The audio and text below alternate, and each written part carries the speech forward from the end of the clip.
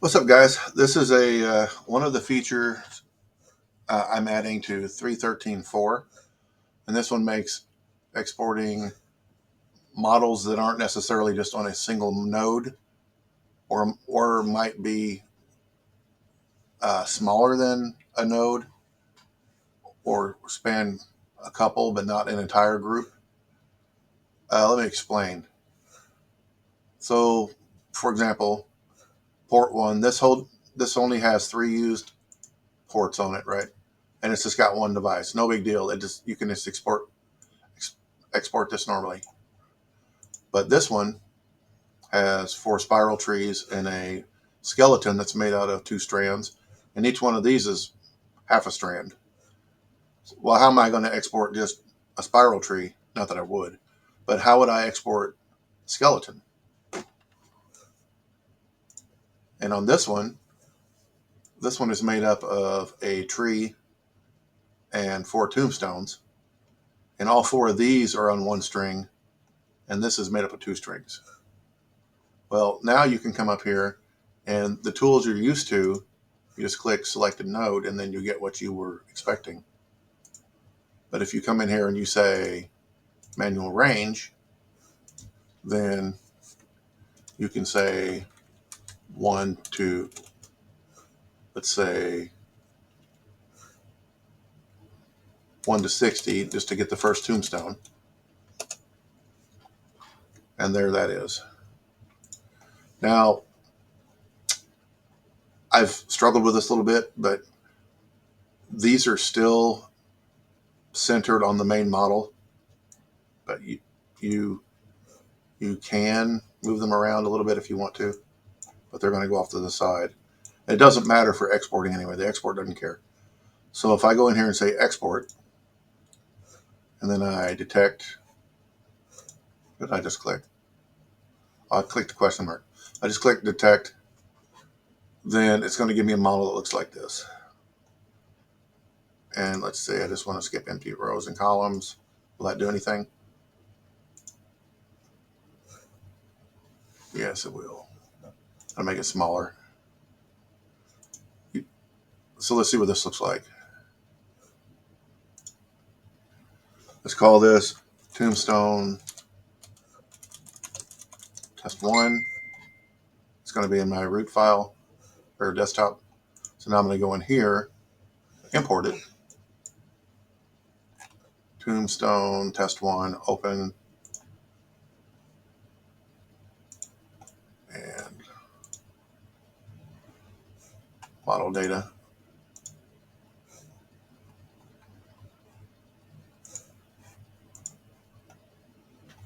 Okay.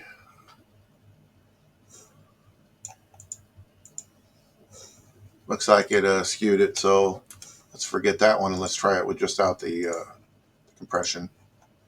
This is only really good if it's the same all the way up and down. But since we have a complex area in the middle with RIP in it, it's going to mess it up. So let's go ahead and export this.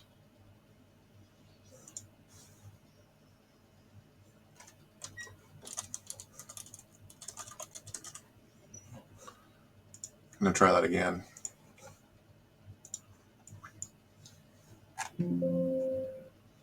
Oops. It's so weird just with my mouse. If I scroll, it ends up selecting stuff. Okay. So it's not quite perfect. You might have to go in and because it has to cram Twinkly's mapping into like a grid. It doesn't always look exactly right. But if we go in here and edit this one should straighten out a little bit. Hit OK. There we go. That's much better. Just part of the R is gone. So now if I go in here and I check my channels on it, the easy way to do this is just to, so you don't have to do the math, hit start channel and set it to 1. This should give me 180 channels because it's 60 nodes.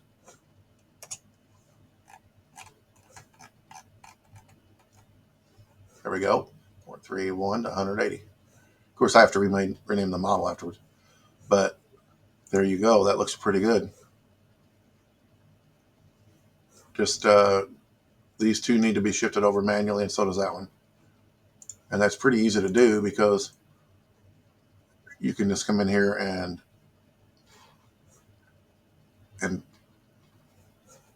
if you right click, you can find a specific node and highlight it, and it'll go to it. Then you just move it over. All right, so what about the skeleton?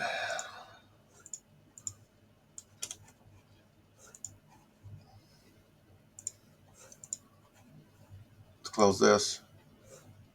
Close this. No. Or better yet, the tree.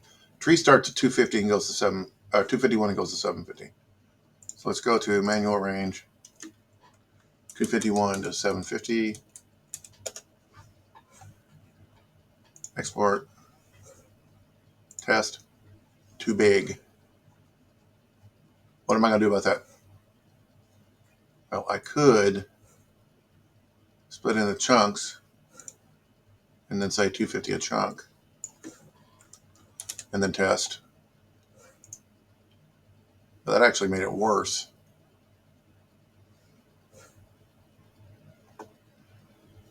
So let's forget that. Let's add layers of Z to it. Test. Getting better.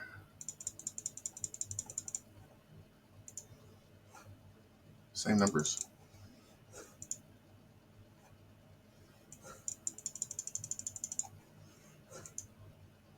There we go. There we go. There's a good one. Okay. So let's export just this tree.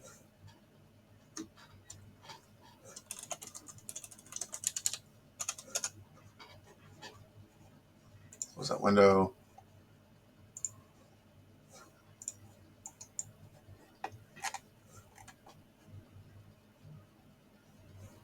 Where is it? Open. Okay, the scale is huge on that. First thing we want to do is handle the bugs in the importer. So we want to go into model data. This is going to take a second because there's a lot of it. Now I'm going to just hit OK. And there we go. So now it's no longer has stuff up here where it doesn't belong. The depth is way off, but we just have to manually do that. It doesn't know what the X, Y, or Z scaling is, so it guesses. It guesses when you do that. So we're going to set this to like 20. And then now we can just move it up and down as we please. Looks a little weird because it's shooting through the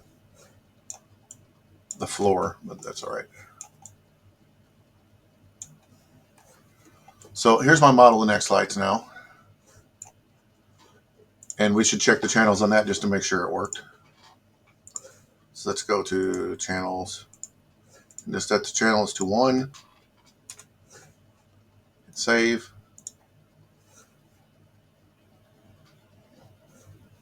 And there you go, 1 to 1500. That's 500 lights, 3 channels of light. 1500 channels. So as you can see, this importer works a lot better than the stock one does. And what I mean is, if you go in here and you say new custom model, and you go to model data, then you import from controller. If it doesn't know what to do with a node in this, it will just leave it out. And you won't be able to output it to your lights because you'll be missing stuff. And it'll also mess the effects up because the lights will have the wrong indexes. So you almost always want to use my special exporter. You can use this, but you better have very simple models like straight lines and stuff, or it's going to mess up. Anyway, that's the first new feature and the one that most people will probably care about for the next version of Artnet2Twinkly. And that will be published this weekend sometime. That's all I got. John out, and I'll see you next time.